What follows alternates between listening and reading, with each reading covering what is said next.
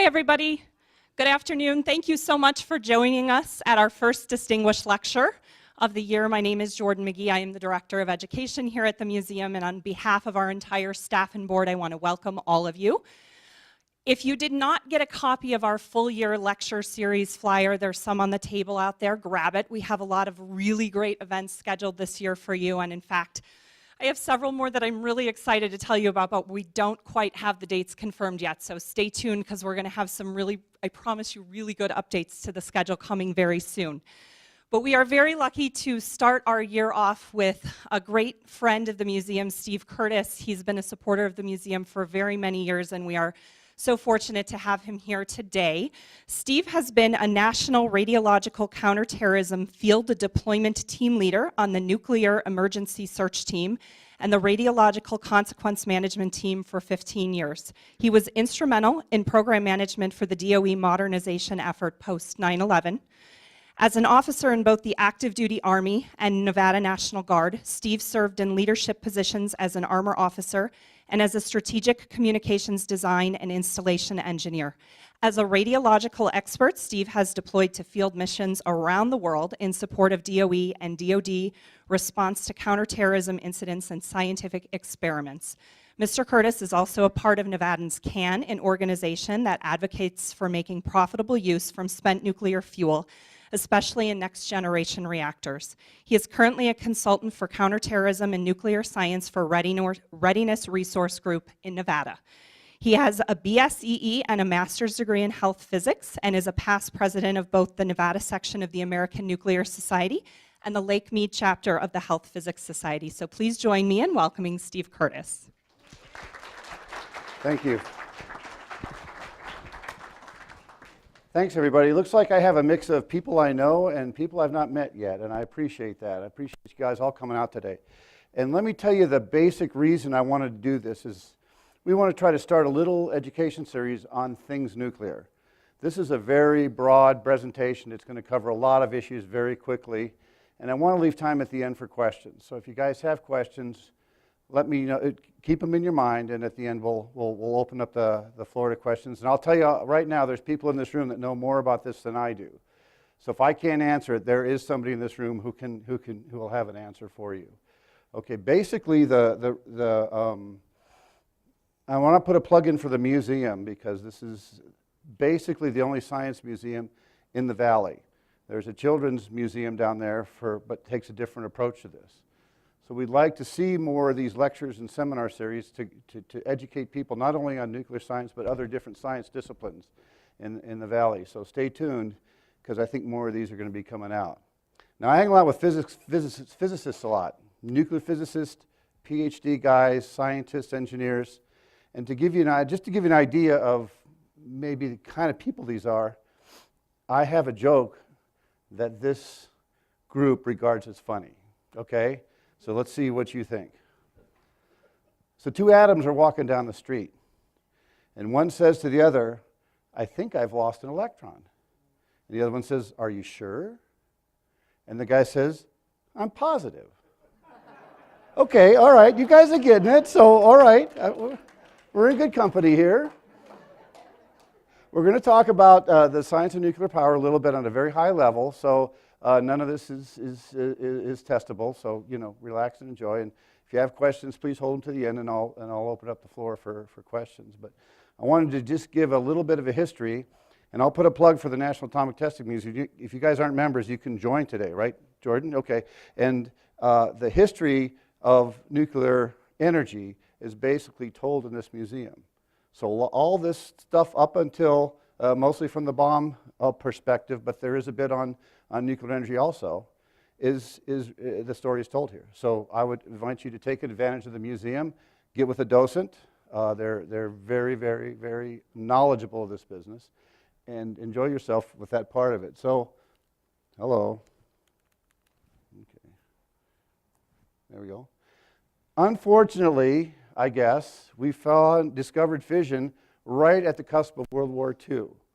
And I'm going to put a plug in for Lisa Meitner because she was a Jewish woman, and this all happened in 1938. So put yourself in the perspective of that time, okay? Naturally, they couldn't give her credit for that, so Hahn and Strassmann took the Nobel Prize for that. But when they were trying to make bigger and bigger atoms by putting neutrons in there, they started getting smaller elements out of it. Nobody figured it out except Lisa figured it out, okay? And the idea and why this is so valuable, and you'll hear this later, is that if I fission one atom, I get 10 million times more energy out than if I transition one chemical explosion. So if I'm exploding TNT, or if I'm burning coal, or I'm burning oil, one transition for that is 1/10,000,000th of the transition we get for this energy. So it's a very compact energy source, and that's what's very attractive about nuclear power. But the first thing we have is atomic bombs. So 1942, the Manhattan Project, from 1938 when they discovered it, to 1942 when they started the Manhattan Project, to 1945 when they detonated a Trinity event in July 16th. This whole engineering and science and process happened. It's just the most amazing story, and it is told here in this museum. So there's Fat Man and Little Boy, and we all know about Hiroshima and Nagasaki, and that's everybody's introduction to nuclear energy. Kind of an unfortunate thing that it happened that way, but we really did save the estimates of about 1 million lives by ending the war that way. And so, however you think about it, it turned out to be probably a benefit in the long run. So then we went to, where we go? Oh, all right, I'm pushing the wrong button clearly, so at least I know how to run this. Which button do I push? Oh, this sideways one? No, this one. Oh, that one. All right, so, thank goodness for IT people. Let's give him a hand. This guy's great. So coming from very first discovering this is even possible, to have a critical reaction happen in 1942 at the University of Chicago. Enrico Fermi put this pile up here. I think it's this, yeah. This pile, and had the first sustained criticality. Only 4 years after they discovered this was even happening. We had the first electric power generation in 1955. They ran 4 light bulbs off of this reactor, which was big news back then, okay? And yet only 2 years later, or 3 years later, we had a nuclear power plant for commercial power. It's a pretty amazing story.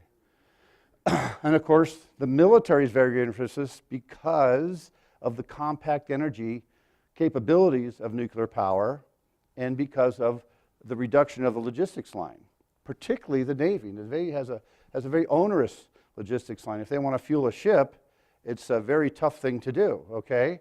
So when they launched the Nautilus right here in 1954, actually they launched it in January 55, but it was ready in 54, that gave the United States a huge strategic advantage that we maintain to this day. So there are hundreds of nuclear reactors floating around the water, perfectly safe, perfectly operating, and they can be down for 6 months and make their own power, they can make their own water, and they can make their own air. Sometimes they like food, so I think they come up every once in a while to get some. But they have a lot of food on there that's not really palatable, but they can survive on food if they need to be down for long periods of time. And of course, everybody knows about the aircraft carriers that operate on nuclear power. Huge strategic. What people don't know is that the Army messed around with these nuclear reactors in the early 60s also. This is a strategic reactor up in Idaho, and this was a field deployable reactor that they worked very successfully in the early days, but kind of got sidetracked because they needed money for the Vietnam War. So the Navy was already entrenched in all this stuff and had all their strategic programs and everything going, but this kind of got sidetracked a little bit, not because it is something they couldn't manage and they didn't want to do, but they made a decision to go a different direction at the time. And like I said, a lot of people know that. Here's the 2 types of nuclear reactors we have today. We have something called a boiling water reactor, and you can see that the water just comes in, it boils up, produces steam, and then it cools down and recirculates all in one cycle here. And so this steam goes off and turns a turbine and makes power.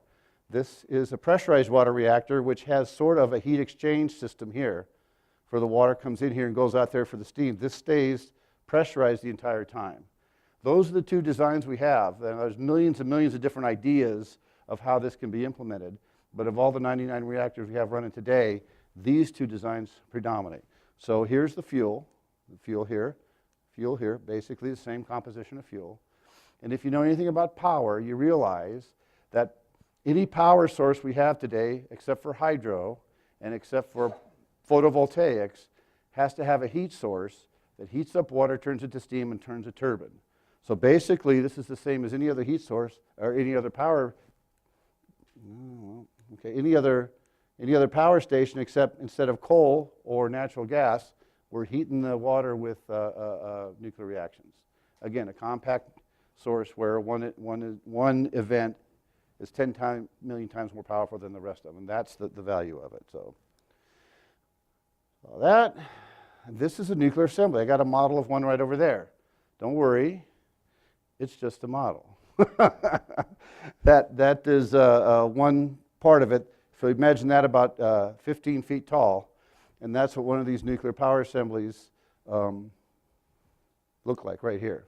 Stick these in the reactor, leave them burning for anywhere from 1 to 3 years. They move them around and things like that, but then they take them out. They leave them in this format. They leave them exactly the way they are. They're in these little rods here. It starts with a nuclear fuel pellet that gets stacked up in these little rods here and then puts in this assembly. And they put control rods. You can see the holes from the control rods in a pressurized water reactor that come down from the top.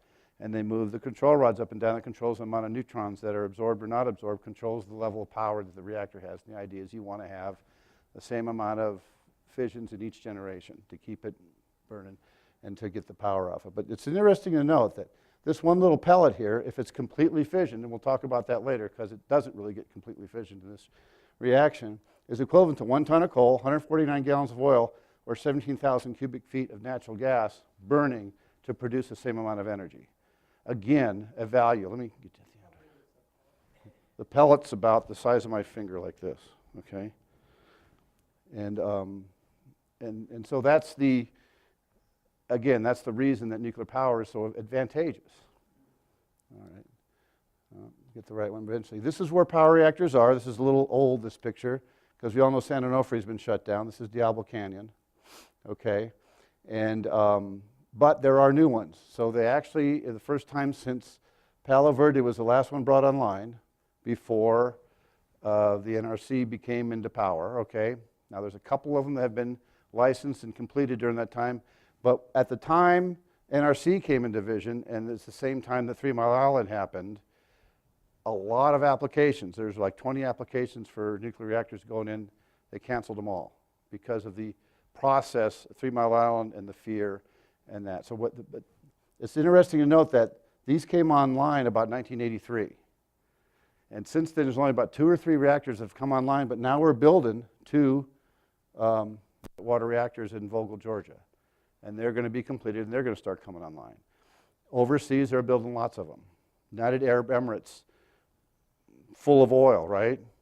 4 reactors that they bought from the South Koreans, put in place, and now they're all online. All 4 reactors are online over there. So there's a great deal of value to be seen from that.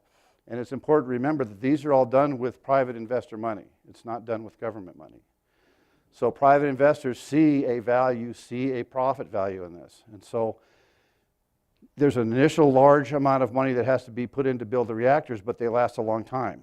Their original lifetime is anywhere between 40 and 50 years. We have some of them now 60 years old, but have been approved to go another 20 years. So they're a very, very efficient system once they get into production. But that's where they all are. You can notice that they're all mostly in the east, a few of them out west. Okay? And we'll talk a little about next generation reactors, which have a much greater promise than this right now. See if we get the right button. Nope, still got the wrong button. Now, we'll talk a little bit about the future of nuclear, all right?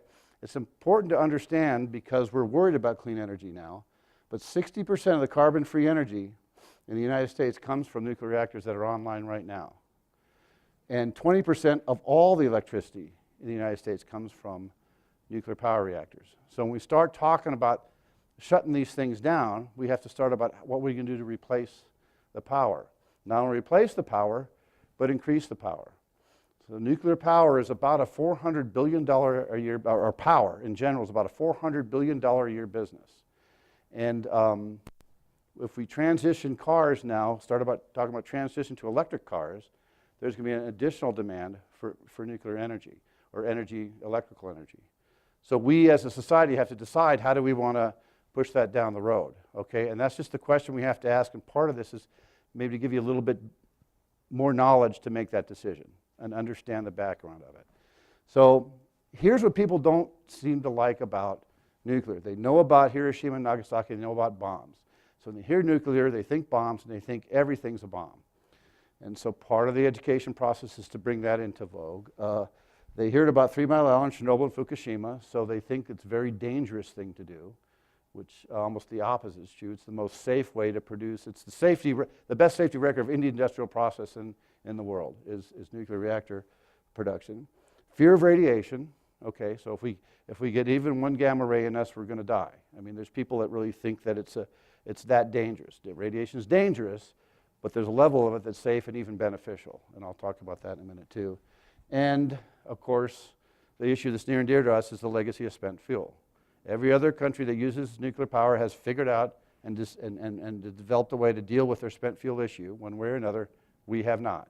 It's still yet for us to do. So if you can think of anything else that scares you about nuclear power or troubles you about nuclear power, let me know. But I think that's basically the 4 issues people bring up, at least that I've heard, that they're worried about. So let's talk about the next generation of nuclear.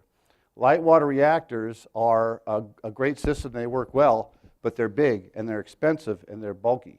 And they produce power only where there's a large water source. So there's some downsides to that. The next generation reactors are going to be smaller. They're going to be what we call inherently safe. So if you walk away from them, they shut down. They do not go critical. They have passive cooling capability in them, where you actually have the cooling water goes above it, cools off, and comes down and actually cools it down itself. Instead of, that was the big issue with Fukushima, is they had to figure out a way to move cooling water above it. In fact, there's a generation 3+ nuclear reactors now being built that incorporate some safety features from Fukushima. Larger amounts of power, gravity feed to cool it all down. Those sort of things are built into these new reactors, and they're going online now. They're new light water reactors. South Korea is big on building those new generation of reactors. So they're inherently safe. They're smaller, about 1/10 the size, but they're very modular reactors, so you can build them anywhere. There's some that are about 1 megawatt, which is 1/1000th of what a light water reactor is, all the way up to 1/4 of the size. Anything that's 333 megawatts or less, 1/3 of the size of a big light water reactor, is called a small modular reactor. Now, some of these designs don't need to be refueled for 30 years, okay? When you talk about a nuclear sub, that's the kind of reactor they have. The nuclear power reactor produces power as long as the nuclear sub is viable, 30 years. Usually about a 30-year life on the ship, about a 30-year life on the reactor. Aircraft carriers are longer than that, so they'll usually have one iteration where they'll go in and literally cut out the reactor in a big process and put a new one in, and then send the spent fuel up to Idaho, where they're storing it in Idaho. And when you talk about smaller reactors, you can now talk about microgrid-based power. And that has to do with, we have a large, bulky power grid, okay, and it supplies everybody. So there's instances where it's gone down. From 17 states came out in the late 90s here. 17 states came down because a transformer went out. And it's because of the system that controls it, shuts down reactors, shuts down power grids, shuts down reactors, shuts down power grids, so it doesn't overload the system. And you can't bring that right back on, because even though if you ask people to turn their air conditioner off, they're not going to do that. You can't bring all the power back all at once. So it took a couple days to get that power back on, and power is no longer a luxury. Power is a national security issue. People die if there's not electric power being supplied now. We're so used to it in every phase of our life. It's really a quality of life issue and a national security issue now. So it's not just a nice to have thing, it's a gotta have thing. They have a smaller footprint, and I put fusion down there. There's my fusion engineer over there. Fusion is still on the horizon. Fusion's still a feasible thing that they're working on all the time, but it's not quite there. He thinks the end of this century maybe. They're saying as early as 2030, but I'm more believing he's right. It's a tough problem to solve, and get positive power out of a fusion reactor is a tricky thing. So, well, I'll go review this a little bit. And this is a nice little slide that Bob put together, but I want to draw you to this part of it right here, okay? It gives you an idea of how much land base it takes to produce the same amount of power from different aspects of power. Now, wind is a big deal now, but it takes that many acres of wind to produce the same power as this reactor right here, 225 megawatts electric, okay? It takes about 2,400 acres of solar plants and about 15 acres to house this nuclear reactor here. It's an advantage. I'm not saying that solar power is bad. I'm not saying wind power is bad. It's just one of those issues with them that we have to deal with. Now, they say, of course, that wind is, the real footprint's only this big because you can grow plants in between it and all that stuff, and that's true. But there's other issues. There's issues with every one of these power development, but this is a huge one. How much land do we have to sequester to make the same amount of power? Okay. So here's an example of a next generation reactor. You can see the business part of this is underground, okay? So who can think of what the best advantage of having this underground is? Huh? Shielding. The ground provides shielding for you, okay? So that's a huge advantage as far as safety and people being around the reactor understand. And so this one has a 30-year core life, okay? So you run it for 30 years, you come in, and it's modular, so you can replace the core. And most of these are envisioned to be sold and marketed as, we will take care of that for you. We'll sell you the reactor, you can run the power stuff. When it comes time to change it out, we'll come and do it for you for a price, of course. But you don't have to worry about that aspect of the system. It's built into the system before you buy it. Air-cooled, helium-cooled, and something called silicon carbon fuel cladding. They're doing a lot of work now with the fuel form to make sure that it's, they're actually trying to get away from zirconium as a cladding material. One of it is silicon carbon. There's all different ramifications of that. Some are more expensive. They use zirconium because it's cheaper and it works really well. But if you lose the cooling water on it and it starts reacting with the water that's not boiled off, it'll start evolving hydrogen. We saw what happened in Fukushima because of the hydrogen. And that's because they didn't invent the hydrogen. Okay, it wasn't a nuclear bomb, it wasn't anything, it was just a hydrogen explosion. Really was spectacular, but really wasn't that serious of a problem, except they should have invented the hydrogen as part of the rest of the process. So this is what we're moving to. And if you get 4 of these modules, if you need more power, you just put one next to it, one next to it, one next to it, and you get whatever power level you need. Of course, minimum of 265 with this one. But 4 of those modules equals a light water reactor, okay? So it's just something to think about, something to work on. It says they're not available on the market yet. There's only one small modular reactor that's in front of the Nuclear Regulatory Commission for licensing right now. They expect to have that done by maybe 2021, 2022, and then they're already aggressively marketing the rest of the world, and not here yet because we're not allowed to yet. But it is moving that direction, okay? And like I said, it's designed with fuel disposition in mind. Our light water reactors were designed that way, but our government changed its mind in the middle of the field, and that's why we're sitting with the spent fuel problem we have today. Okay. Here's another example, a smaller one. Okay, this is the new scale design. 50 megawatts electric. This is the one that's in for process now. It's passively cooled. Okay, so you heat the water down here. It becomes less dense and it moves up, cools off the top, goes down another pipe, comes around. So it's actually doesn't even need a pump. It's passively cooled, something called heat pipe technology. And with smaller reactors, that's feasible. With a large gigawatt reactor, you can't get away with that. But with these smaller, lighter weight, less energy producing reactors, that becomes possible. This is actually, like I said, in the licensing progress. It's the only one that's in there now. Here's another example. This is about 160 megawatt reactor, also with the passive cooling, and also with air-cooled part, and natural coolant circulation, okay?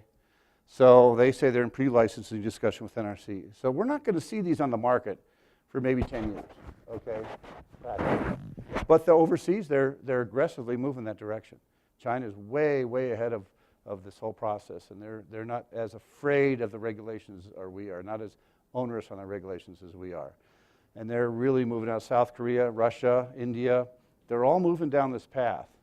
And as a society, we need to start thinking about how that affects us and what our next generation possibilities for electric generation are. And this starts sounding very attractive, okay? Now, here's something China's got an idea of, and Bob Frank turned me on to this. So remember I said all you need is a heat source? So here's your heat source that burns coal to produce the heat. All this stuff takes the steam and turns it into power.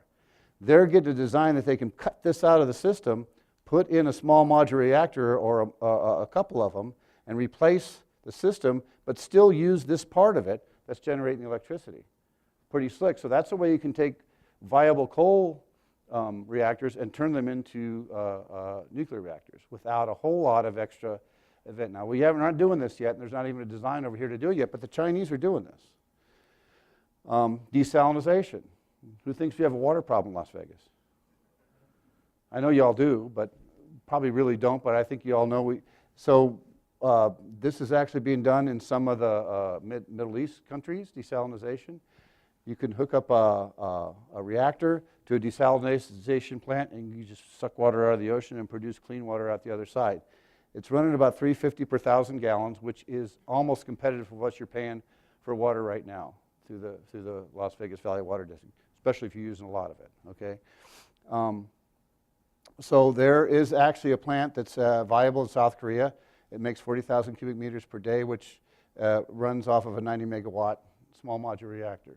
So if you conceive of this as setting them up where there's ocean water, even though we don't have any ocean water in Nevada, we could probably make a deal with California to build one and then use some of their water that's next to us. Some kind of deal like that.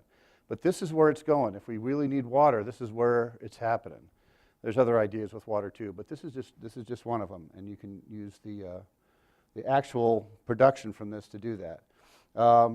Huge business in medical imaging. And I'll also include cancer in this thing, cancer treatment. Huge market for nuclear in cancer treatment and medical imaging. Now, which one of these over here does not belong in that list, if I'm talking about nuclear? MRI. MRI, put it down the bottom. It's an imaging system that uses magnetic fields to do the imaging. I took a whole semester class on it. I still don't understand it. It's almost like magic how it works. But the rest of them, PET scans use positron emitters, okay? So we actually have, positron's antimatter. So we actually have antimatter produced, and it's a fascinating thing. CT scans actually image you with a gamma ray pulse, and the computer figures out by the way it receives the pulse all the way around your body where the image comes out from. But they are actually radiological types of scans. Organ imaging, this is a real issue right here, molybdenum to Tec-99 metastable. This is about a 6-day half-life, and they inject it into you. And depending on what chemical they put with it, it'll seek an organ. It'll all go to an organ, and it'll release radio energy. Mostly the heart is what they use this for. You can actually see the heart pumping, okay, when you put this and image it, and you can see where the blockages are. It's a huge, advantageous diagnostic tool used millions of times a year in the United States. Some of you guys probably have had that scan. I mean, most people in this crowd like this, there's usually at least 5 or 6 people have had that scan, maybe more. Older crowds, it's more, okay? So, but we're running, we don't have access to this right now. It's made in reactors all overseas and shipped here. So the 6-day half-life, this has a 66-day half-life, but it's constantly producing this as it's decaying. So when we get this, about 3/4 of that is gone. And so the way you use this is you use a chemical to pour over it and dilute this off. Well, then this starts making more based on its half-life, okay? And about a day later, you can elute some more off it. So if you ever had one of these scans, you know, you go in and they line you up like ducks in a row. Be here at 8 o'clock or you're not getting it. So because they can only elute it off and make things, and they do it all the people at once. But if it was made here or had another system to be made easier, which they're working on, it would be much more profitable and much more beneficial. But it's used millions and millions of times. Of course, we all know what X-rays are, right? We've used those for ages and ages and ages. X-rays not nuclear. It's caused by transitions in the electron cloud when you bombard a metal target with electrons. But it's an imaging tool that we've used for ages and ages. So that's another advantageous use of nuclear energy. Now here's something that the Russians are developing, and actually they have a prototype of this. They can use this reactor system to provide mobile power in an emergency. Now, do we have anything like this? No, we don't have anything like this, but we do have mobile nuclear reactors that we send to disasters. What are they called? Aircraft carriers. So you see, when they had that big tsunami over in Indonesia, they sent an aircraft carrier over there, put a big old cable out there, powered the whole island. Okay, so we kind of have the idea down, and we just don't have modules like this that are dedicated to that purpose. Okay, so you can imagine how that would happen in a place like Katrina, or a tsunami, disaster, hurricane, anything like that. And when we talk about military stuff, we need to actually start putting these on towable trailers and things like that. So you can see the advantages to all this stuff coming into your mind, where nuclear is probably going to be a very viable type of system in the future. But that's just what the Russians are doing. And now, we talked about military reactors in the 60s. They're talking about military reactors now again today. And they're really looking at a couple things. There's either a strategic reactor, like you saw the one that was a fixed station over in Idaho, or a tactical one that's a towed kind of a trailer-based one. And they're coming back into vogue now, and they're really going to be aggressively seeking these out. But again, these are not available off the shelf. These reactors are not yet ready. The small modular reactors are not ready for marketing in the United States. So they have to look at how they can develop a program to make that work for them. But you can think of it, the important part of nuclear power, when you think about it, is something called base load power, okay? So photovoltaics make electricity when the sun shines, and wind makes it when the wind blows. And if you're going to save it, which we don't have a real strong capacity for that today, this power you're looking at right now has been made right now. The whole system is designed to balance out the power that's made at the exact time it's used. There's no storage capacity for power that we use today. There's a huge effort to try to get that power, either with batteries or other ideas for storage, and even some ideas of pumping water uphill. You've probably heard of that, where they'll use a low energy time at night to pump water uphill, and then run it down through turbines in the day to produce the electricity back, but that's very inefficient. So either get power saved on batteries. If you want your house to be completely off the grid, you better have some batteries. They're very expensive now, but they're developing better ones. They're just not there yet. So when you talk about having power ready when you come home and flip the switch on, you want a base load power. Coal, natural gas, nuclear are those base load powers. So there's an advantage to that. So the military wants to put on a base, like a Nellis Air Force Base, a sized reactor produce their power. So if the grid goes down outside of their fence, they can cordon off what they call an island of power, or a microgrid, and they can produce their own power out of this reactor. And there's lots of reasons why the grid may be impinged. It's terrorist event, or electromagnetic pulse, or it's fairly vulnerable, and maybe even hacking. They're worried about hacking now. So if we could migrate to a system where you have microgrids with protected reactors, which these small modular reactors are, we could have a much more safe system and much more generated power. But we don't worry about that already because it hasn't happened to us yet. But when it happens, it could be catastrophic. So that's kind of things that the military is worried about.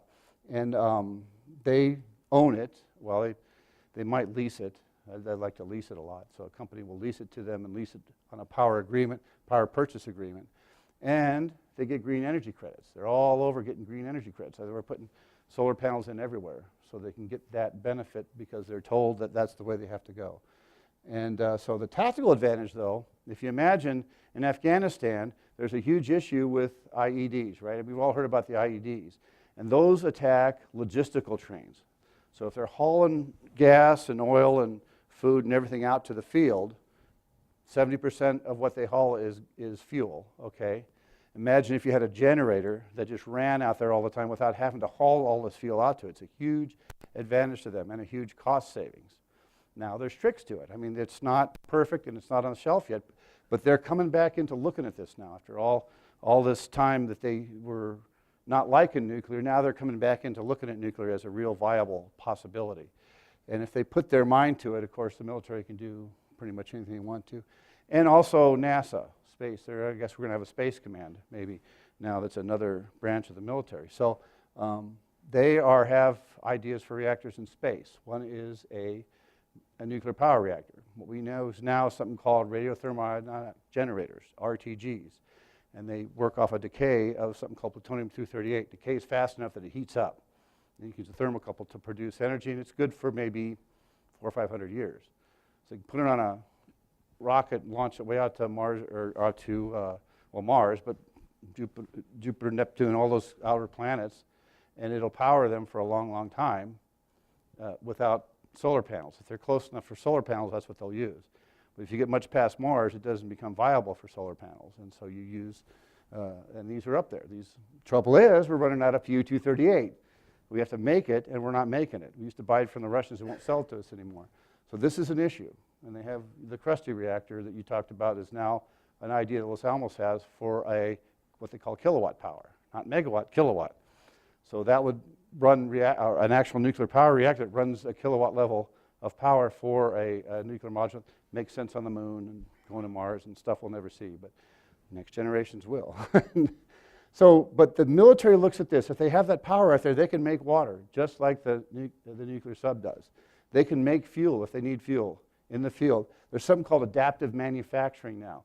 So they're going to get to the point where they can order up a part from a computer design and 3D print it in the field and use it. I mean, this is really space-age stuff, but this is today. This is stuff that they're looking at today. Desalination they can use to make water, and something called directed energy weapons, which are like phasers, okay? This is next generation stuff that's coming out, but takes a lot of power.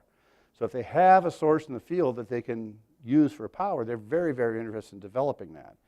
There's tricks to it, and it's not like everything. Like I said, everything has advantages and disadvantages. You got to understand how to tactically employ it, and you certainly don't want to lose it to the enemy if you get overran. But future battlefields are making a lot of sense for this, and they're looking at it now. Okay, fusion. Okay, fusion is a very viable power source. It's where we get all our power on Earth, arguably. Okay, and have for ever since we've been around.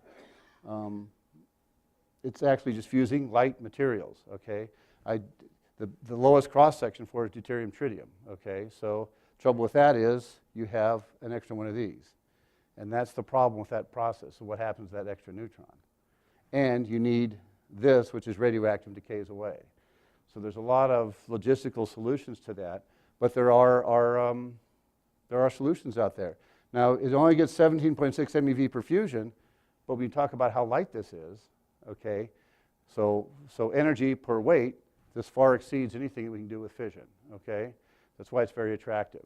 What's hard about this is you got to get a positively charged nucleon to touch each other. It takes a tremendous amount of power to force those things together. So if we think about a heat-generated system like it's in the sun, it takes about 1 million degrees centigrade to have enough kinetic energy so that they'll touch. And that's tricky business. So how do you hold a 1 million degrees centigrade? And so they're working on that. And there is the inertial confinement's the tokamak, and there's something called the ITER, which used to mean International Thermonuclear Electric Research, okay? But they didn't like to use the word thermonuclear. So now they've changed. They kept the acronym, and then now this means the way in Latin. So that's what they're saying that means, okay? And then General Atomics has a tokamak that they are experimenting with. Laser-induced is where you fire a laser at something called a hole ram that has deuterium and tritium in a solid part inside the hole ram. And with 192 lasers, you push all the energy together, kind of like an implosion device, and then they fuse and produce energy. That hasn't produced positive energy yet, but they do experiments on it every day up in Lawrence Livermore National Laboratory. I say the late 2000s. I think that's what you were looking at. Some of these people say 2030, but they say ITER would be ready by 2019, and now it's 2029 or something like that out there. So it's tricky business, but they're working on it. Okay. Now I just want to talk about a little bit, because this is probably the least understood by most people, is how does nuclear fuel come into being? So we mine uranium and some stuff left over from the mining, and it goes up, and we have to convert it from the oxide to something called UF6, because If you heat it a little bit and put it on a little pressure, it turns to a gas. Very handy to have for enriching it. We need to enrich it. It needs to get more 235 as a percent of the overall composition. Comes to the ground at 0.7%, and we need to move it up to about 3 to 5%. So that's what happens in enrichment. Then they got to get it into UF6, either spin it or stuff it through membranes to separate it, and then move it into the fuel fabrication form once they make the nuclear fuel. Those little pellets I talked about that goes into the big long tubes that makes a fuel assembly. So these are the fuel rods that come out of it. Goes into reactor, burns for 3 to 5 years, comes out as used fuel, and now it's stored. Okay, so where are we storing all this used fuel now? On each reactor site, they're storing this used fuel after they promised that they would take it in a central repository. Big issue within the government right now. Other countries are moving into reprocessing, which is technically not quite right. Reprocessing means we separate plutonium. That's what we use to get plutonium for the bombs. If we recycle it, we make new fuel out of it. Okay, so now we either have to re-enrich it, or we can mix it with plutonium and make something called mixed oxide fuel to burn in a reactor again. Okay, so this is the question we have. Do we reprocess this fuel, or do we store it forever in a repository? And that's something very near and dear to Nevada, because despite all the efforts to fight it, it's still a viable issue here, okay? And if we play our cards right, it could be a huge economic benefit to us here. But right now it's a controversial issue here, and I think it's controversial because people don't understand the whole process enough. Don't understand, they think the risk is much more than the benefit. But when you think about it from a physics and an application engineering system, it really makes some sense, and we can really have a huge industry. And so that's what we're looking for. So if you reprocess it now, it sits in, you've heard of Hanford, the problem of having Hanford, they reprocess the stuff for World War II. It's sitting in silos that are leaking. If what they do, there's a process called vitrification that turns into a ceramic glass. It does not degrade. It holds it there for a long, long time. It's like a coffee cup. It doesn't dissolve. And then you just put it away. Now, the nice thing about this is that here's when the fuel goes in. Remember I said it's about 3 or 4% enriched, okay? And 97% uranium. There's uranium-235, uranium-238. We fission the uranium-235, but some of this makes plutonium. If you take U-238, put a neutron in it, it betas out twice quick and produces plutonium-39, which also fissions, okay? So while you're running the reactor, you're making plutonium-239 and fissioning it also. But comes time to take it out, when it burns down to about 1%, it's no longer viable as fuel, so you got to take it out. Here's the bad actor right here, fission products. Those are highly, highly radioactive. So when you split the atom, you get what's called fission products. And there's a wide variety of different kinds of isotopes that are produced for that, but it's a very, very dangerously radioactive process, and it stays that way for a long time. But look, there's reusable materials, about 97%. 95 of this doesn't even change while it's in the reactor. It stays the same as it ever was when it went in. But what we want to do now is take this whole thing and bury it essentially forever. If you reprocess it, though, you take these out of it, and you can beneficially use the rest of this to make new fuel and burn it in other reactors. Now, there's advanced reactor designs that burn almost all of this as the reactor part of it. Fast reactor designs burn almost all of it. Bill Gates is working on something called TerraPower. It's a traveling wave reactor that actually starts with enriched uranium, puts depleted uranium behind it, and makes plutonium as it goes along and fissions the plutonium. So it's kind of like it moves back like smoking a cigar. It just makes fuel all the way back. It burns all of this stuff in the thing. So it's a good idea and it's a good issue, but it's not perfected yet. And I think China's kicking him out of China, so he's going to come back here and do it. He's doing it in China. So we'll stay tuned and see how that works out. But there are 50 companies now that are privately capitalized that are working on advanced reactor designs. 50 private companies with investor capitalized stocks that are actually working on advanced reactors. So investors see a benefit in this. Next generation advanced energy, they're going to fight it out in the marketplace and see who wins with which design is better and all that stuff. But it's not a government-driven program. It's an actual business, small business, entrepreneurial kind of approach now. And I was surprised to hear that when I heard that many companies are investor-driven in that thing. So the thing to remember is when you put new fuel in a reactor, it's not dangerous. It's just uranium. Uranium has low energy gamma rays, and it has alphas, and they all stopped by the outside protection. But these are high energy gamma rays. There's lots of them, and they penetrate, and they come out, and they're very dangerous radioactive. So when it comes out of the reactor, it has to be treated remotely. They put it in a pool for about 3 to 5 years, maybe a little more. And then they move it out of the pool, and right now it's supposed to go to repository, but it's now sitting on each site as what they call dry cask storage. Because after that period now, it can convectively cool. It doesn't need the water to cool it. And it's really decayed radioactively, still dangerous, but very much down from when it came out. And it can be shielded by reinforced concrete. So that's what they're doing. Put in reinforced concrete, put in these sarcophaguses, and store them on the site. Okay. I went to visit the St. Lucie site in Florida. I went into the ANS meeting, and I talked to them about this. So basically, the power companies aren't worried about this because the government's paying them to do this finally. They went to lawsuit and sued them, and the result of the lawsuit was that the government has to pay for the spent storage on the fuel site. So the reactor companies say, oh boy, more money, it's great, okay? But the people that work there say, no, we want it the heck out of here. It's this big pain in the butt for us, and we want it out of here. So it's going to happen. It's going to come along. How it happens is what the decision is in the future.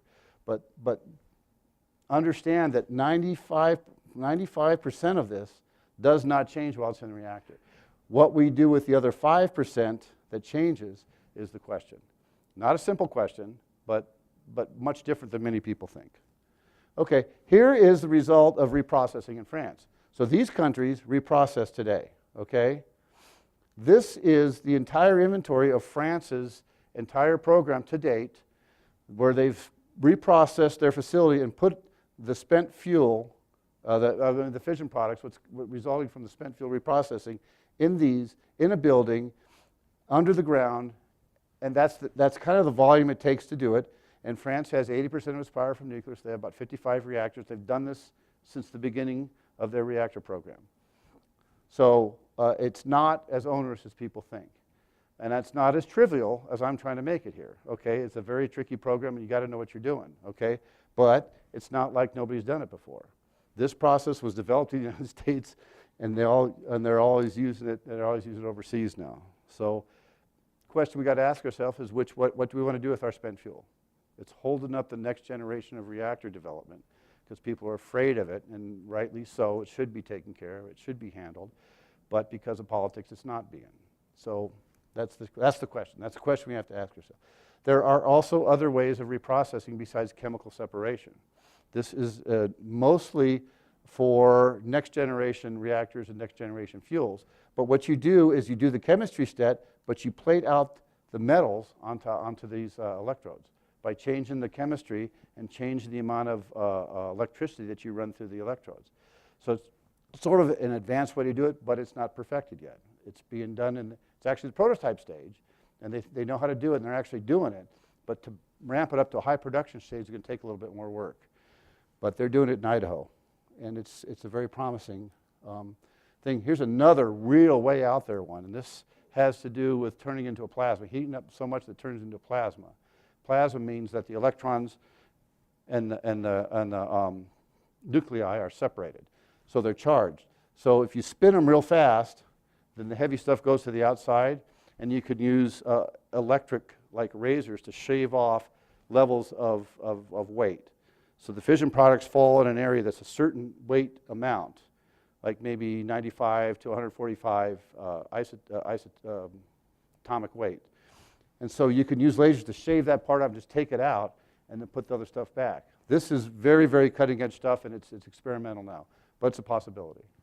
Okay, and so what we talked about is nuclear power is a very safe record despite all the hype, and it's got a 60-year history. We got some experience under our belt, and there's still reactors going that are 60 years old and have a 20-year extension. They're very, very economical despite the huge cost of putting them into place at the beginning. And then they put it into context. $500 billion has been spent on building nuclear power reactors. The back end of the system probably is going to cost about $40 billion, okay? So that the industry's mind is it's very cheap to conduct the background to be allowed to make profits on the front end, okay? But the politics is getting in the way and how they originally wanted to do it. So how we move as a country is decisions that are yet to be made. It produces 20% of electricity in the U.S. And 60% of the carbon-free energy everybody's worried about today. There are a lot of people worried about that. And we're going to transition to even safer reactors, even though this is a hugely safe industry. We're transitioning to much more what we call passively safe. They're inherently safe. They just walk away safe. And it's a base load. Remember, it's a base load. It's on all the time. And we're working to, when we talk about reprocessing, we call that closing the cycle. It's an open cycle if you just use it all the way through and bury it. But you can close the cycle and start reprocessing and using it again. And there's a lot of work being done to do that, and maybe even a more efficient way. So next generation is a really, it's tough to throw away nuclear power if you're worried about carbon-free energy down the road. And the rest of the world is ahead of us in this right now. It really is. And so I think I have time for questions. So go ahead. Hit me. If you don't ask me questions, I'll start asking you questions. Susan. Can you address without the environmental impact the cost? Because most people think cost right away between nuclear, solar, coal, gas. I'll show you. I got a little slide on that, strangely enough. Let's see. This is an analysis of the costs. And if you look at it, there's differences here, okay? But they're not big differences.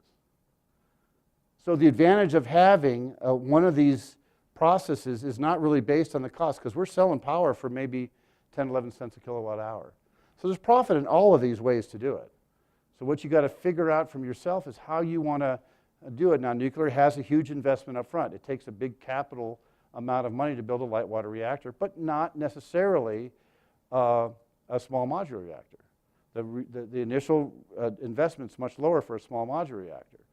And they're now what they call first-of-a-kind design. So the first one out is the first color TV. You know, you pay a whole bunch for the first color TV, and probably is the worst color TV you ever have. But once they get the process going, and once the marketplace works out which designs are going to be attractive, these things will cost much less as a capital investment up front. But they use this to show that nuclear is a lot cheaper, but really they're all about the same price range. So you got to decide whether you want coal and gas and you're worried about carbon-free energy, whether you want wind and solar and you're worried about it's on when the wind blows, it's on when the sun, and you got to develop storage capacity for this. And hydro is one of the cheapest, but that's because all the dams are built and capitalized. This includes most of the reactors capitalized, but you can see this capacity factor. Nuclear's producing power an average of 90% of the time. Wind about 27% of the time, solar about 20% of the time. So when you factor in that it's really free energy, but it's only happening a part of the time. So you got to really consider all of these as a viable part of our energy system. And from my perspective, we want to be energy independent, okay? So if it was me and I was king of the world, I would use all of those until we became energy independent. It's easier now that we're transitioning to electric cars, okay? My opinion, we should have done that when we started building cars, but we didn't. So petroleum is not used generally to burn to make electricity. So we can plug our cars in for free now. You can go out here, if you have an electric car, you can plug it in and get free charge, right? Well, that deal's not going to last forever. If everybody's got electric cars, well, you know, charge your cars, okay? But that's the way it's going. Driverless cars, electric cars.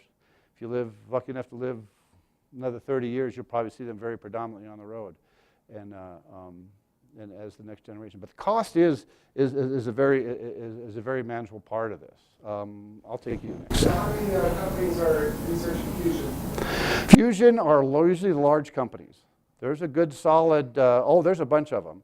But that is sort of on the back burner, okay? And they got to do a viability study on it first. And so what they'll do is they'll use deuterium because that doesn't produce a neutron. The problem with the neutron is it activates the stuff around. So once you start producing power with deuterium and tritium, you've activated your thing and it's radioactive, okay? So you got to keep using it. So they're experimenting with it. They're experimenting with deuterium to see the viability of it. So there are experiments. This ITER I talked about in France is supposed to be the biggest one, supposed to be the first one to produce positive energy. But there's got to be a few breakthroughs with fusion. There's got to be a few leaps of science to make that practical in everyday life. And it'll happen. I just don't think it'll happen right away. But there are companies where General Atomics is a big company in the business. I don't know, what other companies are in the business? Lockheed? Okay, all right. Do you know any companies that are, no? Okay. There's a bunch of them. I went down to see the tokamak in the fusion reactor in General Atomics in San Diego. They took us in and showed it to us. And they're big whole room of electronics and the tokamak reactors there, and they're really actually moving it down the road. But it's not ready for prime time yet. But they're working on it. And that's it, because it's advantageous. Yes? Do you see any change in recycling mentality when the Zambia mine runs out and you can't get cheap uranium? Okay, now that's a good question. The question is, what happens when uranium starts being expensive again and more rare? That was the reason we started recycling in the beginning, because there wasn't much uranium. Well, when they banned us from recycling, they found a bunch of uranium, and it became cheaper to enrich the uranium and make fuel. So we didn't want to pursue that path for making fuel from recycling. But now China is building 400 reactors. They're building them as fast as they can. And so they're going to start sucking uranium out of the market. And so there's going to start a much higher demand for uranium. And when you look to the future, they don't see the resources of uranium. Of course, when a lot of people want uranium and there's not much uranium, price is going to go up again, and reprocessing will become more viable. We call it recycling because we're not specifically trying to get plutonium out of it.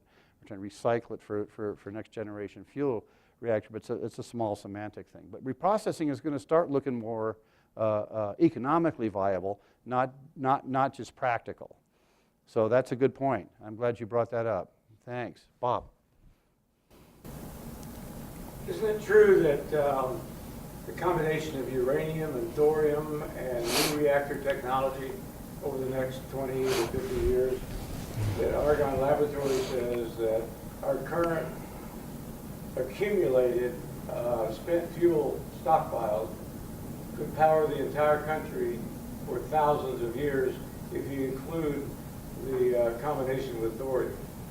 Okay, that's a good point. So the worry about uranium becoming unavailable is really kind of a side direction, because the combination with thorium and uranium should solve the volume of what we need. What we need to do, and this is what Nevada's CAN is doing that Steve referred to earlier, is to say, look, we've been debating this thing for 50 years. We need to get on with implementing something. And the limitation, isn't it true, that the limitation is that the companies are waiting for customers to come forward saying, who wants to buy this? And secondly, how do you configure that system?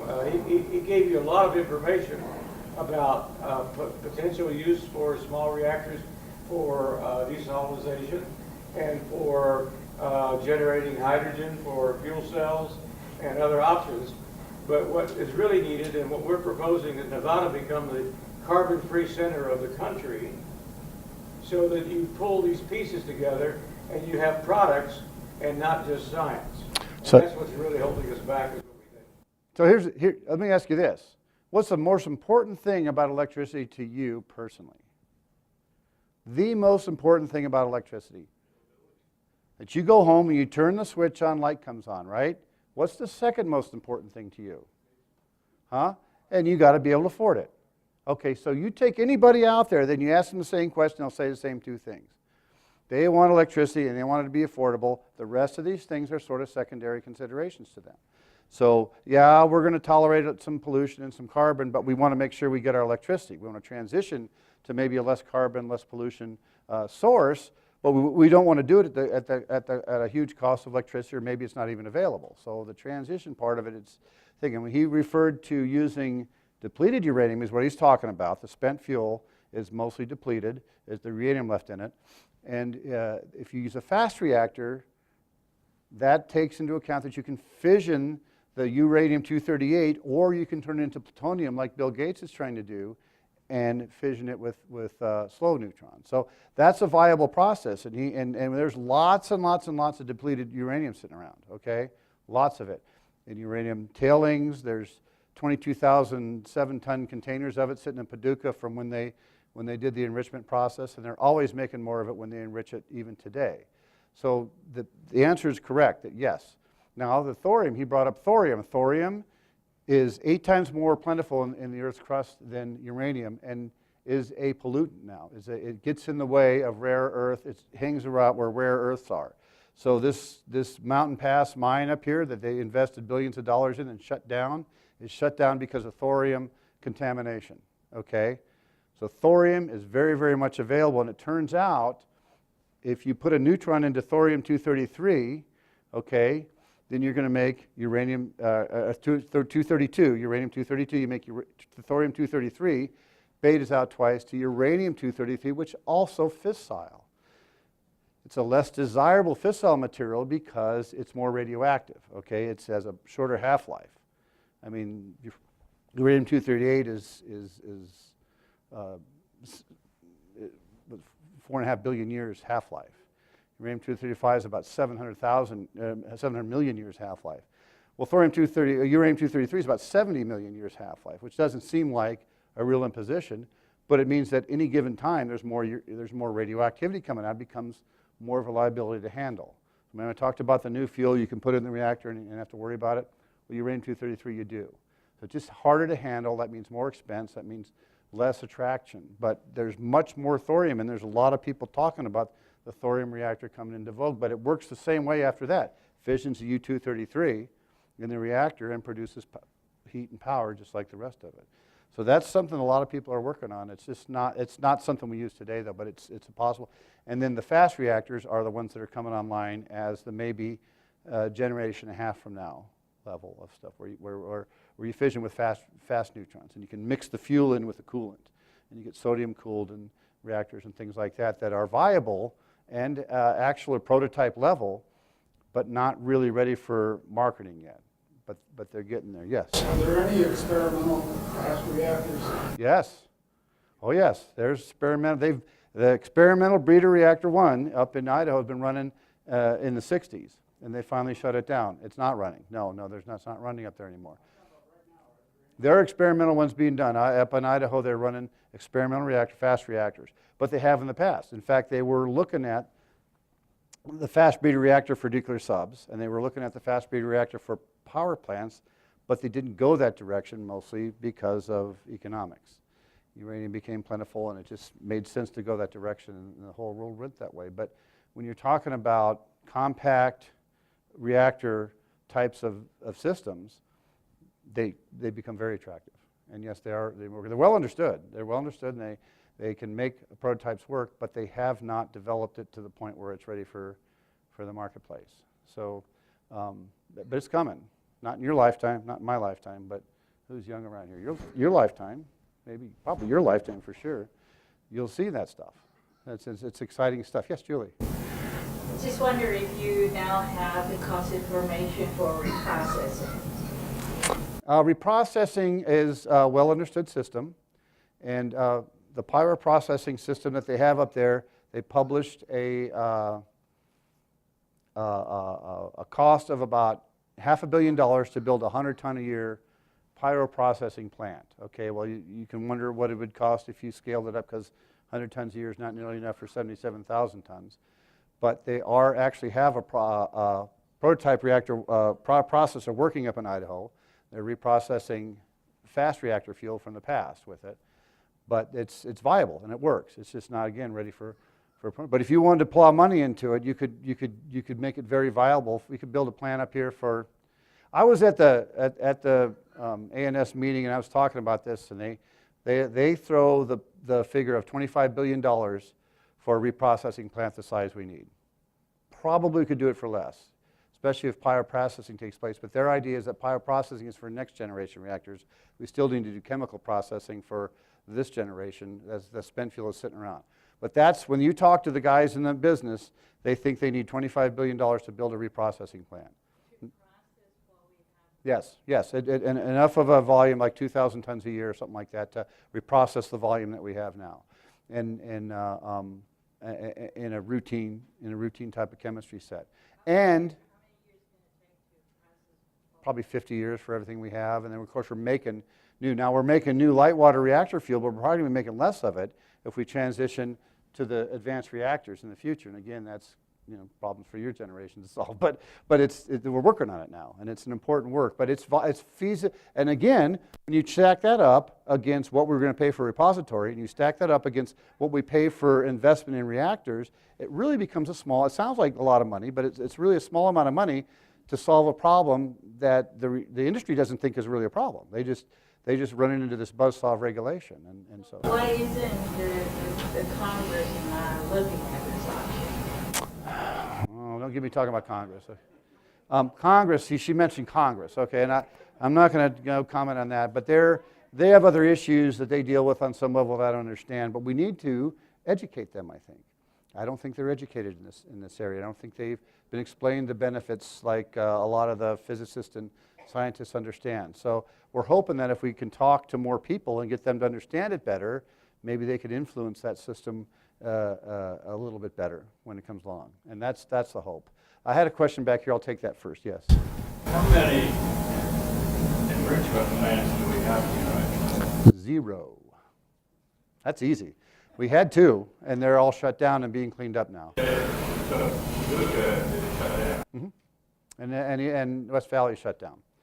But that was the idea when we first got light water reactors. We were going to process this stuff. It wasn't like there wasn't a plan. That was the plan.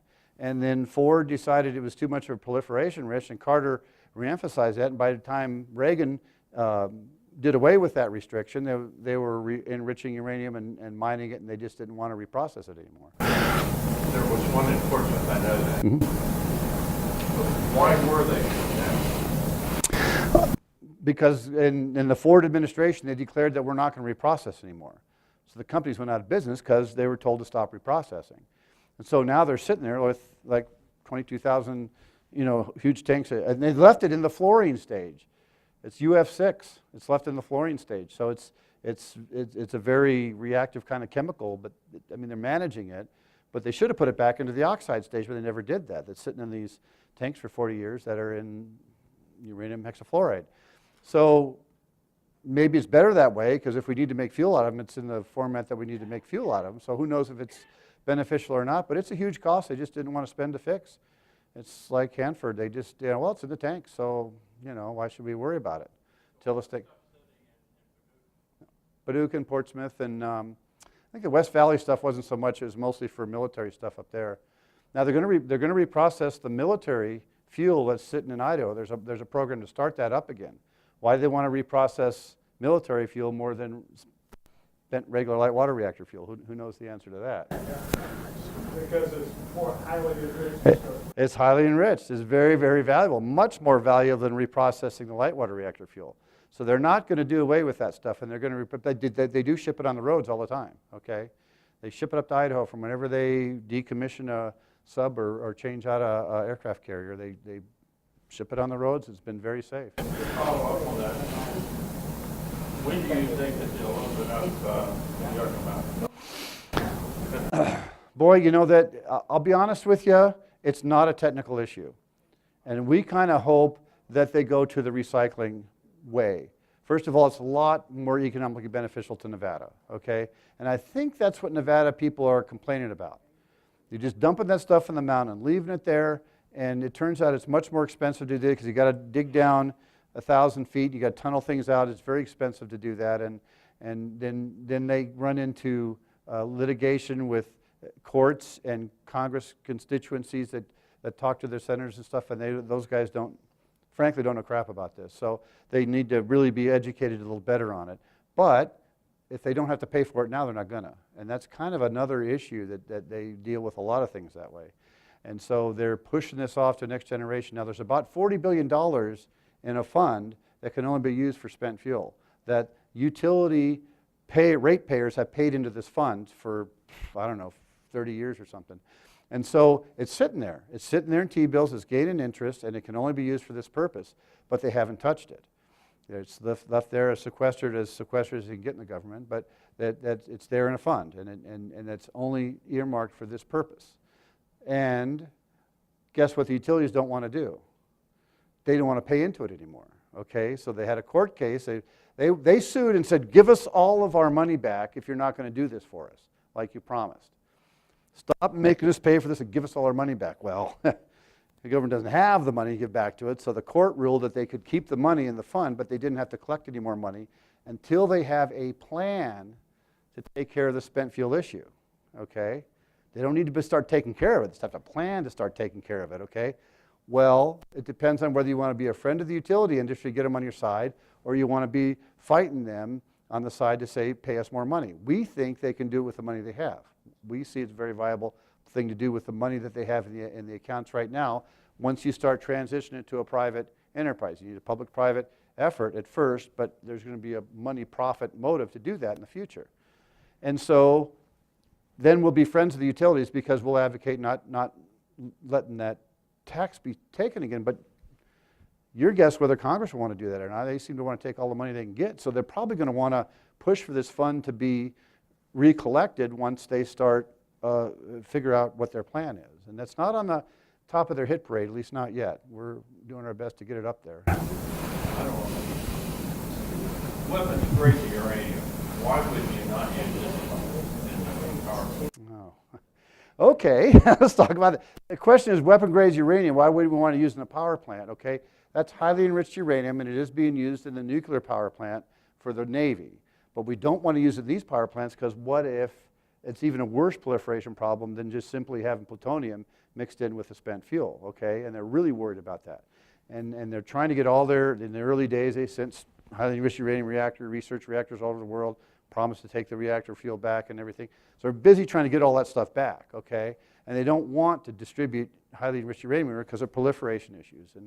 And the other issue is plutonium. We're taking apart nuclear weapons now. You probably knew that. I'm sure you guys knew that we're not building them, we're taking them apart, okay, because of the treaties.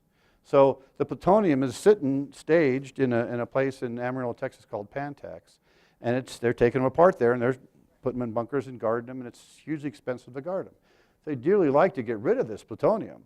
Well, you could devise a way to mix it with the spent fuel, the stuff from the spent fuel, the depleted uranium, mix oxide fuel, but they tried that in Savannah River, and they spent so darn much money trying to build a plant for whatever reason that they shut it down.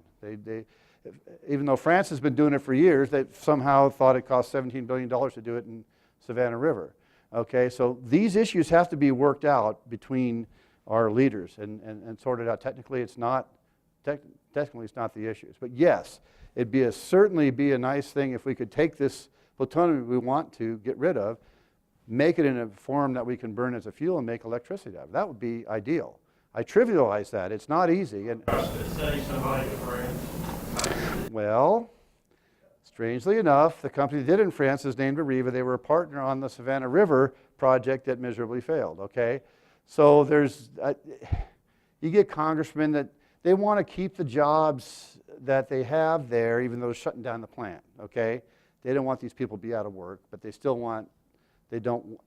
want to finish it because they want the people to have jobs forever. And that's my opinion, okay? But it's easy technically, and if you turn it over to the private sector, it could be a solution, okay? It could be done. That's why we want to start with a public-private partnership and start working together and transfer some of this technology over to companies. And it turns out here it's ideal because we have an industrial park we could make that's DOE-owned property, but it's not on the test site. And we've been trying to make an industrial park issue out of that for ages, and this would be an ideal opportunity. We're thinking that. So when you ask me those questions, I want to try to stay technical on this because I got my American Nuclear Society hat and I'm going to educate you on the technology. But there are a lot of the issues holding up are not technology issues. It's people are afraid of it or they're getting constituents whining and crying to them that it's not working, and so they're not doing anything is what they're doing. They're not moving one way or the other. They're just letting things sit the way they are, hoping maybe they can finish their career as a politician and move on or whatever they do. But technical is not an issue. That's what I'm trying to convey to you guys. None of this is a health, safety, technical, transportation. None of those issues are technically, all those are solved. All those technical issues are solved. We just got to get the resolve to want to move forward in one direction. And that's what we're trying to encourage Nevada to maybe want to look at. That's our thought process. So, but my goal here is to try to make you feel more comfortable that we can do that. Even though it's dangerous, it's far less dangerous than things we do every day in the daily course of our lives. It's just been talked about to a level that's kind of disgusting for people who know the technical aspects of it. But my thought is if I can talk to more groups and talk to more people, they'll start getting fired up and maybe make this an issue and start, because Nevada delegation thinks all Nevadans are against this and they just don't want it to happen. I've not, does anybody in here think it's a bad idea to reprocess nuclear fuel and take spent fuel? I mean, anybody, don't be afraid. Okay, I'll ask it this way. How many people think it is a good idea to do that? Oh, okay, well then, how many did not want to vote? Okay, we got one honest guy back here. The point is that all these groups I talk to, and this is probably the 10th or 11th group I've talked to, I get this reaction. And yet our representatives go out there and tell everybody this whole state's against all this. And they're holding it up and they're fighting, and we're giving away a lot of benefits because they're wasting all their capital on this issue, not negotiating for other issues. And that's how it works in there. Yes, go ahead. Let's be fair. How many articles have you seen, how many politicians have said we don't want Nevada to be a dumping ground for nuclear waste? All of them. They all say that. I agree. Don't you agree? We don't want it to be a dumping ground. We want to recycle it, make money, turn it into a carbon-free energy center, and quite frankly, they stopped building light water reactors. They have no choice but to start building other types of reactors to replace them in the future and expand the program. So it's not a matter of if, it's when, right? Isn't that true? So that's what Nevada Stand's trying to do. We're trying to springboard from what Steve is doing, and he can't say this because he's not authorized to promote our program, okay, even though he's helping as an advisor. But the fact of the matter is, somebody, and the people of Nevada, need to get serious about, we want to turn this from lemons to lemonade. We want to turn the old arguments about dumping it here, which will never happen in any state. Nobody will ever accept the permanent repository that was dreamed up 40 years ago. Look at the change in technology on reactors. Look at the change in terms of alternatives with thorium. Look at the change in terms of reprocessing. Everything is different in the 21st century than when they decided to do it before. So why are we wasting time talking about a dump when it's not even viable? It's a $100 billion waste of money, and you can spend a quarter of that and turn this into a carbon-free energy center. But we need Nevada citizens to help us do that. So we'd love to engage them, but they're not interested in talking about it. Yeah, if any of you are interested in being part of the solution and to quit wasting time talking about the past, we welcome your help. No, thanks, Bob. I appreciate that comment. So we're maybe preaching to the choir here, but I'd like to get out there wherever all these people are that don't like it. I have 10 audiences that I've talked to, and I've not gotten any tough questions. What about volcanoes? What about earthquakes? What about a million years from now? What about radioactive 4 millirems a year is going to kill us? What about all that? I'd love to talk about that, but nobody asks those questions. Transportation, I'd love to talk about that. What are your issues with transportation?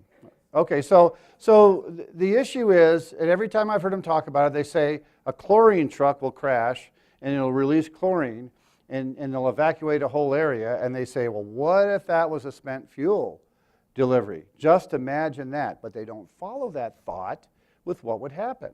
This stuff is shipped in reinforced concrete containers just to shield it enough to allow, it has to meet the Department of Transportation rules for shipping this stuff. And they got to put a lot of concrete and steel and reinforced issues on just to shield it, okay?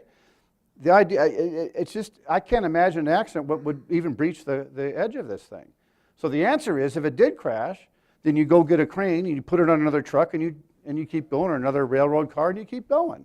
Ron. I gave a talk on this literally. Oh, there you go. A couple of numbers for you ladies who get mammograms. You'd have to park next to that spent fuel shipment for about 4 hours, right beside it, with 10 feet. You get the same dose you get in your annual mammogram.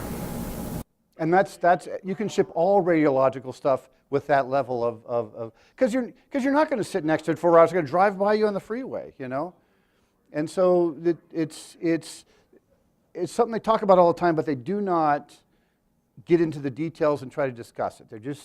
They're just trying to leave people's imagination to wander, and that kind of upsets me. I like to be technical on it, but that sort of information really bothers me because it leads people down a path that's not really, it paints a specter of risk that's not really there, and they never talk about the benefit. Every day we walk out the door, we consider risk-benefit. We know 45,000 people die when they jump in their car every year across the country, yet we still do it, okay? Because it's a huge benefit to us, and it probably won't happen to us.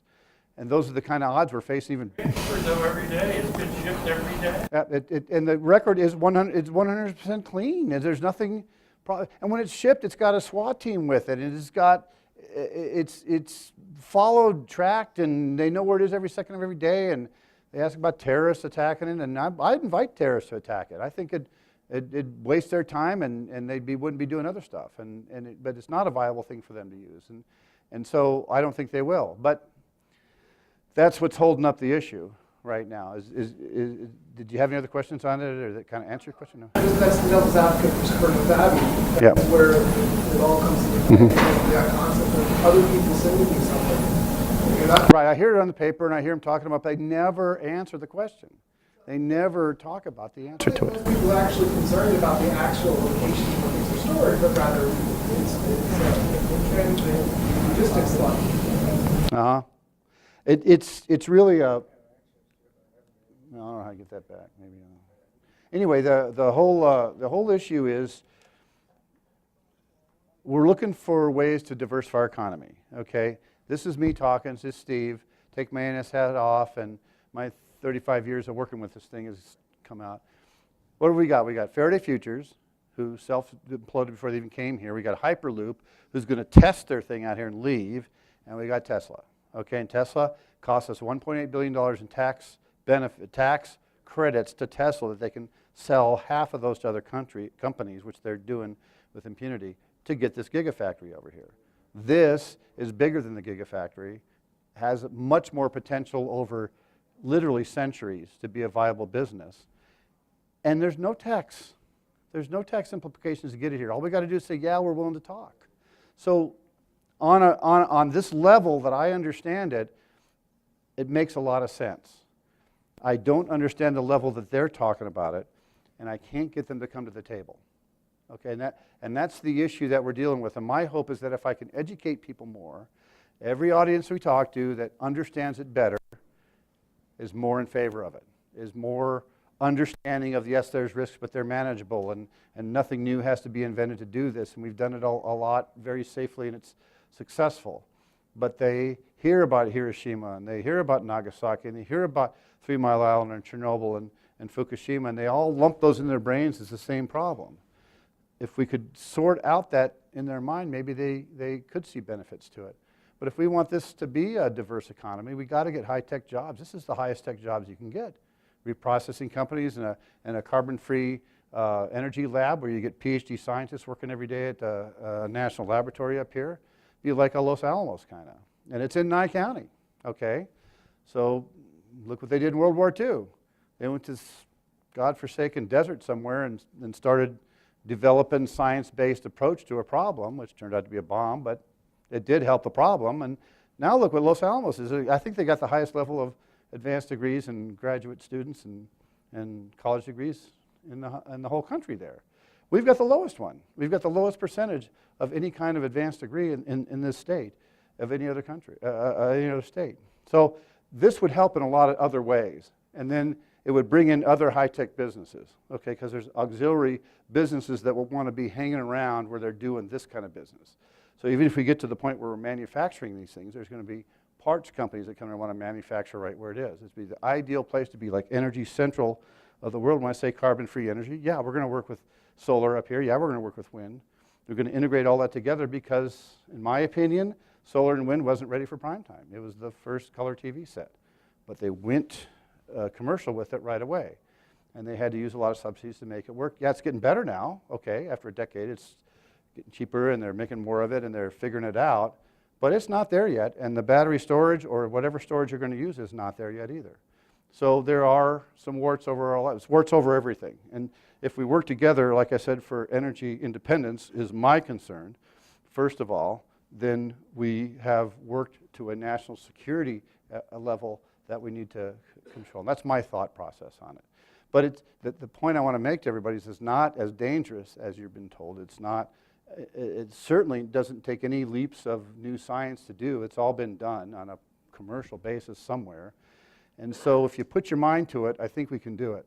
We went to the moon with 1960s computers, which I still can't figure out. I still don't know how they did that. He got and made a speech, and they did it. And so if he got up and made a speech today, we'd do it. You know, and it would be 35 years of my life vindicated, okay? Because I've been looking at Yucca Mountain over the period of time for 35 years. I've never been paid by Yucca Mountain. I've never worked for that company or anything, but I've been doing talks about it and studying it and looking at it for that long.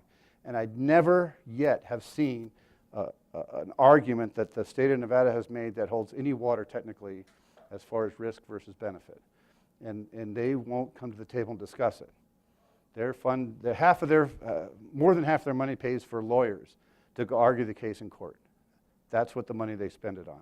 They won't tell you that. They just quietly spend the money and move down the road. I'm getting way political, and I really, didn't want to do that. But the question is viable, and you guys are Nevada residents, and it's of great concern to you, and the viability of your valley is at stake for this or other technological things that move forward. So that's the way I look at it. Marty. Yeah, but everything you described is the old paradigm. It's like this is a whole new thing. Well, Marty's correct. He says that everything we're talking about is the old paradigm, and they're looking at it from those rose-colored glasses, right? The only thing, and think about this, okay? Think about computers even 30 years ago, okay, versus computers today. We could not even imagine 30 years ago the technology that brought us to computers today. The technological advances you're going to see in the next 30 years, if you're alive, which I probably won't be, but Ernie might, and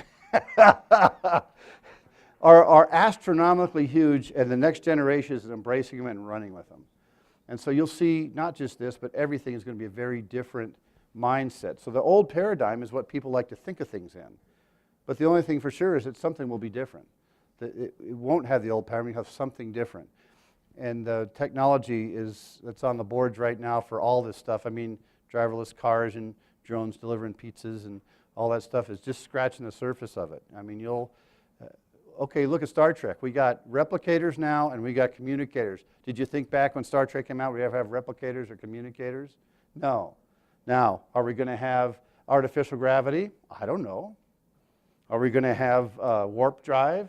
I don't know. We're a pre-warp society, okay? But who knows? Who knows if we can control gravity? What happens if we start controlling gravity?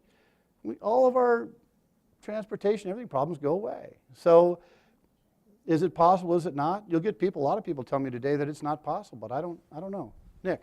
Steve, my frustration is that we read yesterday had the RFA and we can't get a reporter to cover that. Come and cover this. Yeah.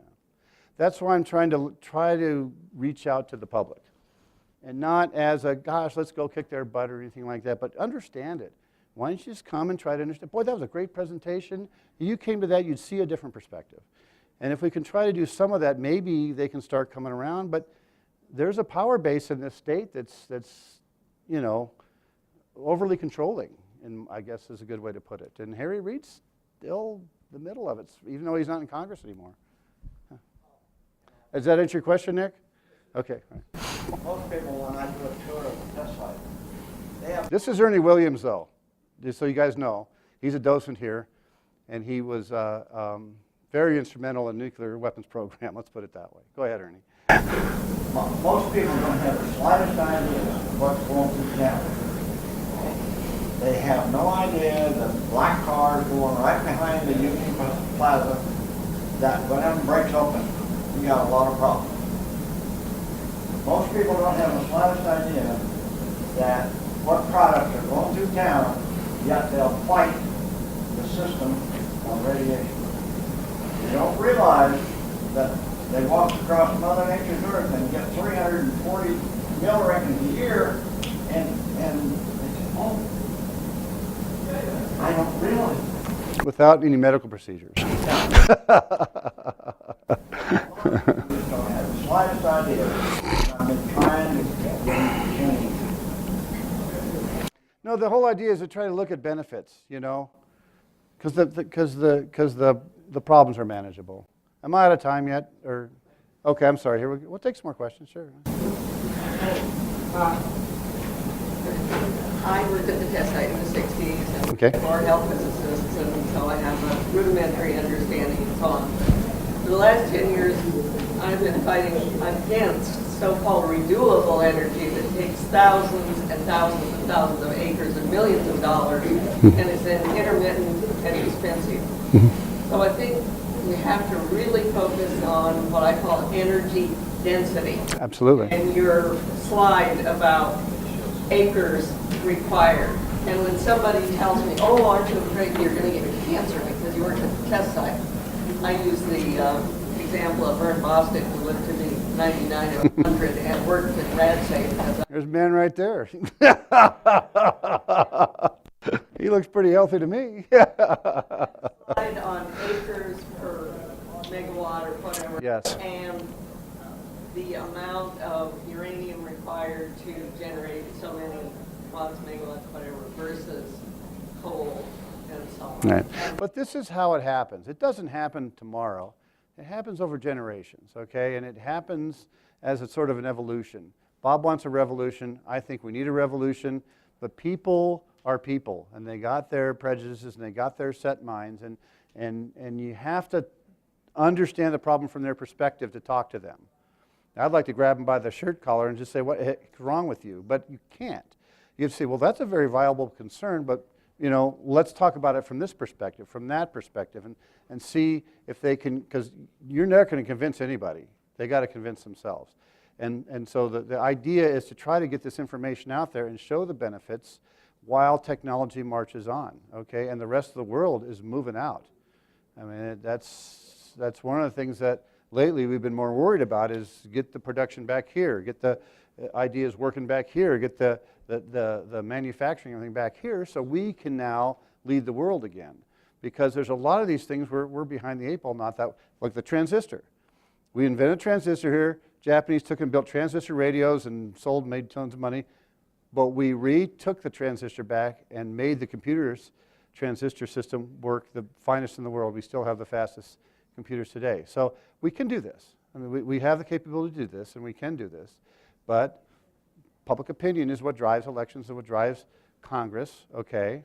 But it's amazing to me that there's all that much, there's $1 billion, like I said, in private industry, private funding for startup companies. And that's not counting the big companies that are doing this, the startup companies, to do next generation reactors. And this is people who started a company, came up with an idea, went out there and sold it to investors, capitalized the company, and they're working, viably working in this direction. And to me, that's just amazing. So, I'm sorry, go ahead, back and then I'll get to you, okay? Yeah. I think it might be a perspective problem. In other words, if you're against nuclear energy, you're a racist. That's sort of it's kind of like Trump's wall. If he'd called it America's wall, it'd probably be like. Well, let me ask you this. Is this helping people? I mean, is this approach kind of maybe could work? Because I want to do another seminar series, and I need to get more details on some of this stuff, but we don't have enough time in 3 semesters to do it all. But if I talked about radiation health physics, which I much prefer to talk about because my specialty, and that's Ron's specialty, and we talk about some of the radium isotopes, I could do a whole talk on medical isotopes. Let's just scratch the surface that I talked about here. But people take that for granted. You know, they'll go in and get 60 hours of radiation on their cancer and not even bat an eye, right? And then they're worried about 4 millirems per year increase in over 1 million years in Yucca Mountain. And it's the context that bothers the crap out of me, yeah. What about cobalt-60? We really need that for medical isotopes. And all of it right now comes from Canada. It's used in all the hospitals in the U.S. And that one plant in Canada that makes it is going to shut down for 7 years for maintenance. Where are we going to... Cobalt-60 is an activation product. Okay, so it's easy to make. It's not tricky to make. Make it out of iron. Yeah, you activate iron, you get cobalt-60 and take it out. So it's not like Tech-99, which is a more tricky issue, okay? And so it's really a problem now. I mean, it really is well, that's the other thing. It's a huge moneymaker, okay? Why don't we have prevention of cancer? Well, there's so much money in the cure of cancer that maybe they're not focused on the prevention of cancer. I mean, that's the way things are driven these days. So a lot of it has to do with stuff like that. But Plan for making cobalt-60. I don't know how they make cobalt-60, but they seem to get it just fine. And all it's used for is research. Or to, well, that's another thing. You could use the high level to kill every germ. If you take milk, they sell milk room temperature in Europe off the shelf. And it can stay there forever, okay, unless you break the seal. Why do they do that? Because they run their milk through a huge, huge radiation source and kill all the germs in it. Now, why is that a bad idea? It doesn't change the milk at all. It just kills all the germs, okay? It doesn't change the chemical of the milk at all. And so, but you do that here, there's a big outcry. You have to put a radiation symbol on it when you do that, and so we don't do it. You do. That's the law. You got to put a radiation symbol on that if you irradiate the meat. So that makes all the whiners and criers happy, but now we got meat that spoils, okay? Those are the issues that come, but I think education is what can ameliorate that. And they do use high energy radiation to sterilize hospital stuff, hospital utensils and things like that. It's the most effective that there is. If you wrap meat in a wrapper, run it through a 200,000 R source, and it'll stay in that, unless you break that seal, it'll stay good forever. I mean, well, I don't know, forever, but I mean, much longer than at room temperature, because there's just no germs left to propagate. They're all dead. Yes, go ahead. Well, that's a very nice thing, because I happen to be now in Nevada resident. I'm from Europe. Oh, welcome out here. Give some outside English. Good. What you see is the same things as I hear here. There's a lot of emotion around nuclear because of all the reasons that you just mentioned. Mm-hmm.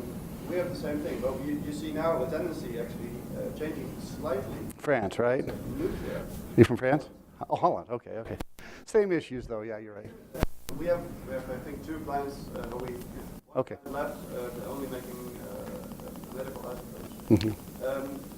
But what is changing now a little bit is because we put really strong targets towards becoming CO2 neutral, and those strong targets, we can't reach them with renewable energy. The only way we can reach it is with nuclear.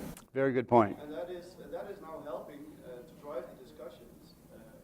And ironically, all the environmental companies who were fighting nuclear for all these years, the vast majority of them are coming out now in favor of nuclear, okay, because of that very issue. So you got to weigh what's more important to me.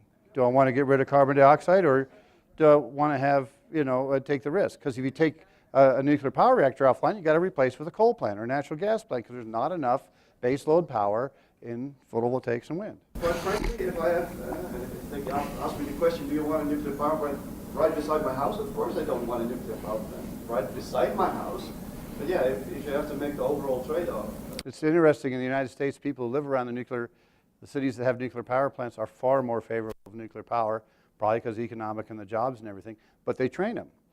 The NRC comes out and trains the local area. They actually run them through drills, because there's emergency drills and everything, bring them in, talk to them and everything, and so they're very comfortable with it because they understand it more. Yeah.